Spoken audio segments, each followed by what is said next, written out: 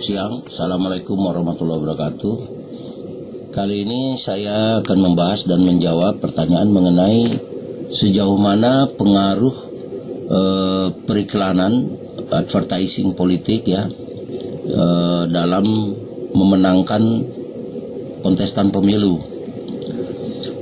Kalau kita korelasikan dengan ilmu marketing, itu ya pengaruh marketing atau periklanan dalam marketing ya hampir mirip saja dengan dunia politik.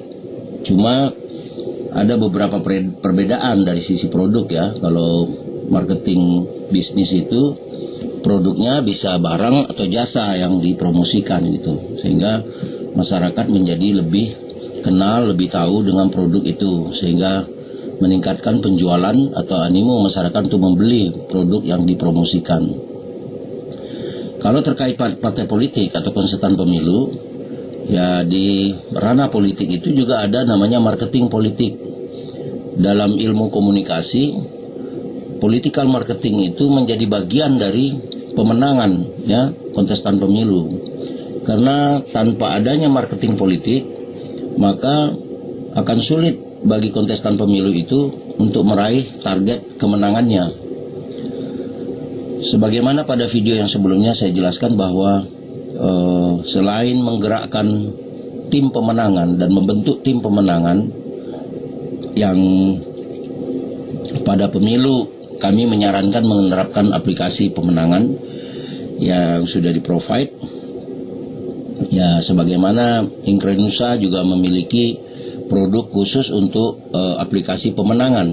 Itu secara internal menggerakkan tim pemenangannya ya di masyarakat untuk melakukan door-to-door campaign ya, kemudian melakukan langkah-langkah persuasif di lapangan yang mengajak masyarakat untuk mendukung calon bersangkutan, atau apa itu caleg, apa itu partai politik, atau calon pilkada atau calon presiden. Nah, selain upaya-upaya di lapangan seperti itu, juga perlu langkah lain, yaitu namanya marketing politik. Marketing politik ini konten yang atau isi muatannya adalah mempromosikan dan menjelaskan visi misi dari kandidat bersangkutan ya, atau keunggulan-keunggulannya apa ya yang akan menguntungkan masyarakat apabila dia terpilih, apabila dia menang, sehingga membuat masyarakat atau audien itu tertarik untuk mendukung gitu. Ilmu marketing politik ini memang jarang dibahas ya. Tapi bagi orang-orang bisnis, marketing produk itu adalah bagian dari tujuan dari pemasaran produk ya, atau langkah yang terpenting dalam pemasaran produk. Maka ada periklanan ya, periklanan produk. Kalau kita melihat di televisi misalnya atau di YouTube ada iklan yang muncul, itu adalah bagian dari upaya untuk memasarkan produk. Nah, kegiatan seperti itu juga bisa berlangsung untuk tujuan politik, yaitu kalau politik itu dia tidak memasarkan produk tapi memasarkan gagasan, memasarkan ide, visi misi, program, dan memasarkan figur yang akan dipilih gitu. Karena ada istilah orang Melayu ya, tak kenal maka tak sayang, maka kalau dia calon presiden ya disosialisasikan siapa dia, bagaimana riwayat hidupnya, rekam jejaknya, apa saja prestasinya, dan bagaimana pandangan orang lain terhadap dia gitu. Nah, semakin banyak masyarakat mengenal calon yang menjadi kontestan pemilu, maka semakin besar peluang kontestan tadi untuk mendapat calon suara atau dipilih gitu. Elektabilitasnya menjadi lebih meningkat. Maka dalam hal ini kalau kita mengambil pada teori Philip Kotler ya, beliau mengatakan bahwa pemasaran itu bagian dari memenuhi kebutuhan masyarakat ya, yang sifatnya menguntungkan. Nah, pada marketing politik mirip dengan teori Philip Kotler tadi, bahwa yang dipasarkan adalah kontestan pemilunya, figur ya. Kalau dia partai politik ya partainya, apa program partai itu, apa visi misinya. Kalau dia calon pilkada, apa program-programnya, visi misinya, dan seperti apa tujuan dia ke depan untuk membangun daerah gitu ya. Kalau dia calon presiden, ya seperti apa program yang akan dia lakukan untuk membangun Indonesia ke depan. Nah, hal-hal seperti itu perlu diketahui masyarakat dan itu harus dikampanyekan. Ya, kampanye dalam konteks marketing politik adalah diiklankan. Ya, selain juga ada pertemuan-pertemuan tatap muka, ya misal si calon bersangkutan keliling provinsi ya melakukan kunjungan ke berbagai daerah. Tapi juga yang tidak kalah penting adalah peranan advertising politik. Jadi diiklankan ya, apa berupa video singkat atau berupa stiker ya. Nah, kalau dulu sebelum meningkatnya atau menyoloknya media sosial di Indonesia, para caleg banyak mengandalkan baliho ya, banner, spanduk di jalan-jalan raya dipasang-pasang. Ya, pada era sekarang ini ketika masyarakat sudah berubah menjadi masyarakat digital, baliho, banner, spanduk di jalan raya itu hampir tidak diperlukan karena tidak lagi dilihat oleh masyarakat, bahkan dianggap menjadi sampah di kota-kota, menjadi sampah di jalan raya, ya mengotori keindahan kota atau jalan. Sehingga ya sering petugas-petugas penertiban itu mencopot spanduk-spanduk itu karena melanggar. Nah, kalau periklanan politik itu beralih misalnya muncul di televisi, ya tentu orang bisa melihat gitu. Cuma memang kalau di televisi ya ada beberapa kekurangannya. Saat ini televisi itu sangat banyak di Indonesia channelnya.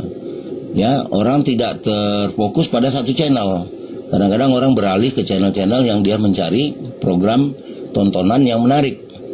Sehingga juga ya efektivitasnya menjadi menurun ya beriklan di televisi itu, walaupun juga masih sangat bagus gitu ya, tapi biayanya juga lebih tinggi.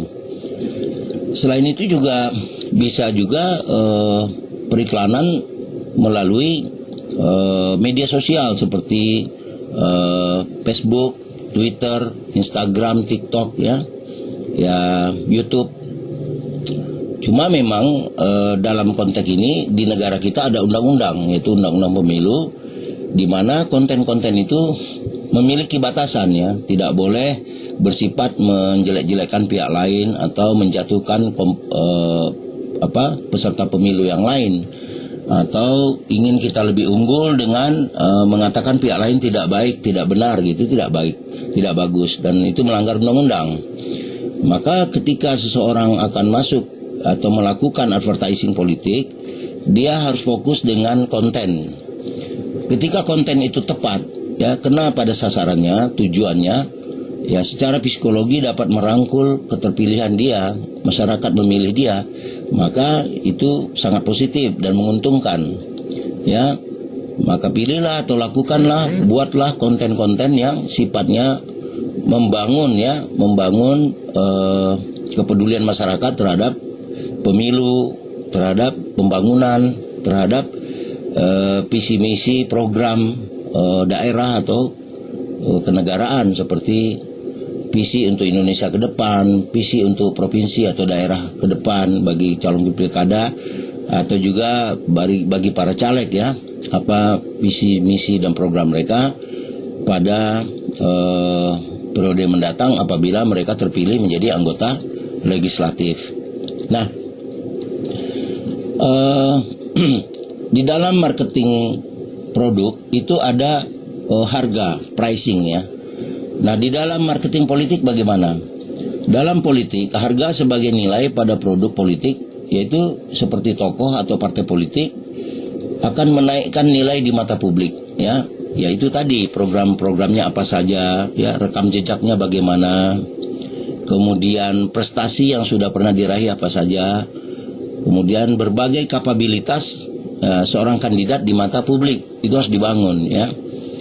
Ya, sehingga masyarakat akan menilai sangat positif terhadap iklan tersebut ya, menaruh simpati, menyukai dan memilih.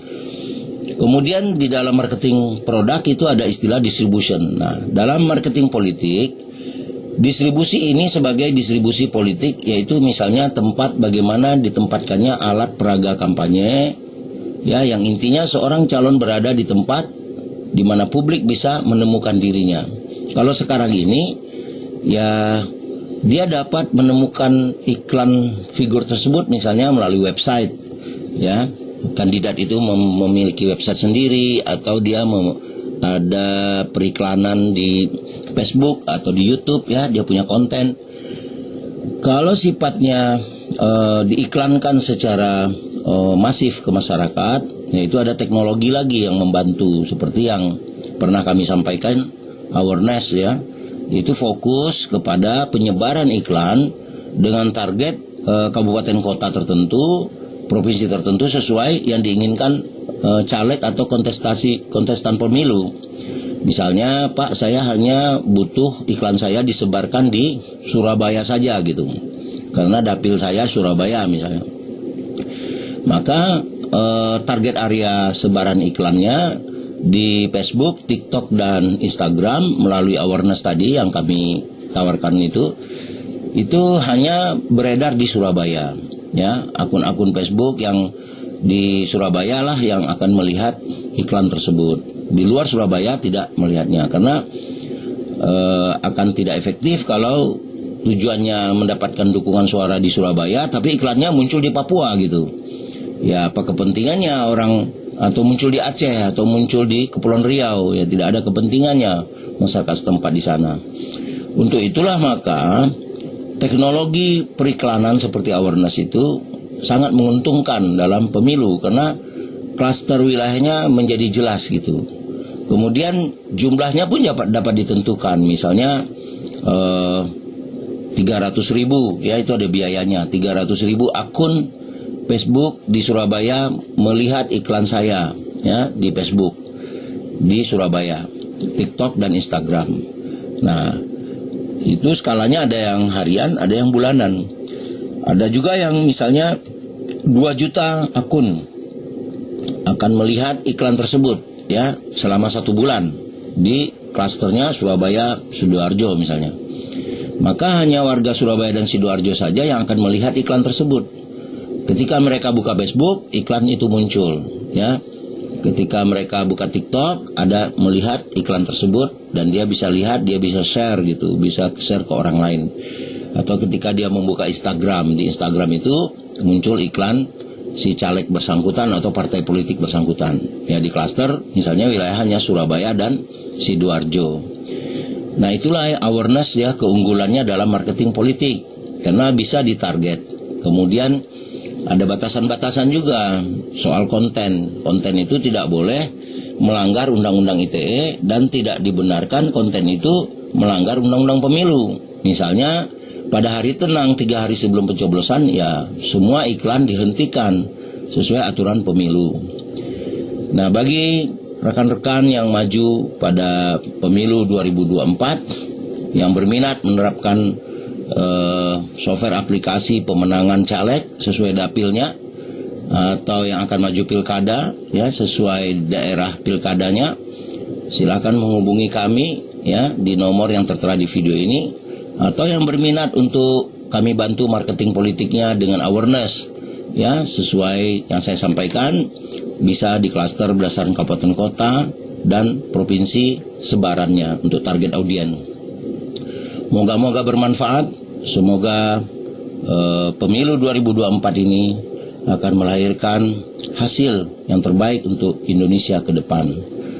Salam dari saya, Arif Rahman Khalid atau Arif RCH dari Inkre Nusa Jakarta. Assalamualaikum warahmatullahi wabarakatuh.